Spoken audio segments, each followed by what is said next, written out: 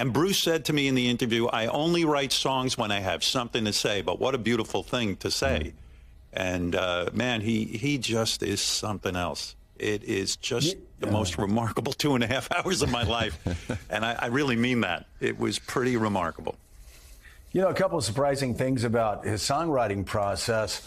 One is you asked him what comes first, and usually I would guess for 90% of songwriters and rock and roll, it's always the music. You get the music, then you figure out but he told you he thought of himself as a poet, did the lyrics first, and I mean, you read his lyrics and dive into them, and you understand, like, that the guy, Guy prioritized lyrics above all else, As Joe, as a non-musician, I don't even understand that. Like, I don't even understand writing the lyrics first. It doesn't even make sense to me. But that's what he does, and that's what he's so brilliant at.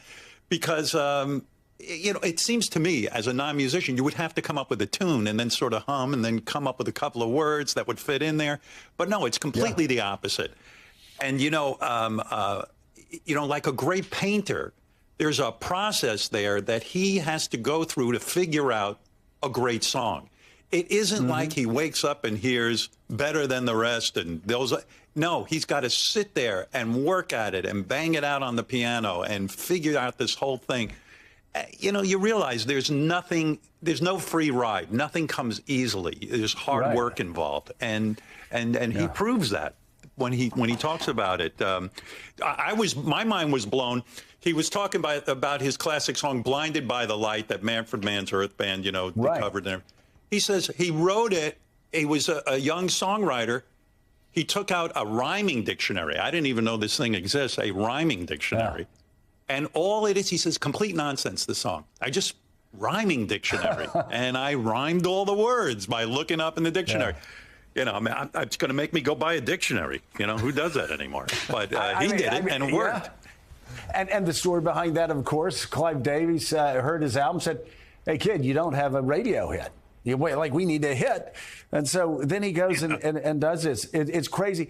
And you were talking about his songwriting, that he doesn't just write. I was shocked when you asked him if he wrote every day. And his response, sometimes it goes years without writing anything. Yeah, I always assume these guys have a song in their head. I know for me, I knew at 5 years old I wanted to be on the radio. And at 5, I used to hear radio shows in my head. When I say radio shows, I mean like I was this guy in a room and I'm talking to characters, and like I was Soupy Sales meets Long John Neville or something. I don't know. There was something in my mind that said I could do something like this.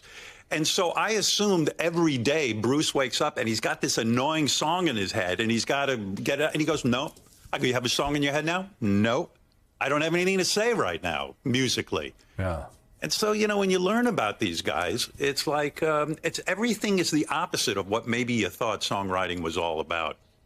It's crazy. It's crazy. It really is. I want to play this clip for everybody. It was I was going to say one of the most moving moments of the interview. There's so many damn moving moments in this interview, but here was one that drew me, got me tearing up when he was saying goodbye to Clarence Clemons. Let's play the clip. When Clarence was dying, do I have it right that you went to see him and that he actually passed away? You were sitting and strumming the guitar to him? Yes. That is just so... You went to see him, you had your guitar, and you felt... I assume he was not conscious at that point, but you felt internally like, hey, maybe Clarence can hear me. Well, I had a feeling he could hear me because he could squeeze your hand. When I first went to see him, there was some response to your voice and to you being in the room. It felt like so. I just took a hunch and said, well, I knew that he was going to die, and so I just brought the guitar in and just played, I strummed a song called Land of Hope and Dreams. Yeah, Land of Hope and Dreams. And why did you choose that? It's about passing over to the other side.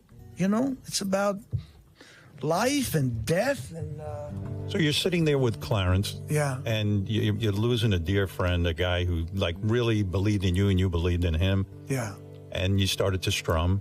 yeah. And you were alone in the room with him, or are the people No, around? I was. I'm trying to think. He had some of his relatives. His brother was there. I think Jake, his nephew was there. And there were a few other people, but it was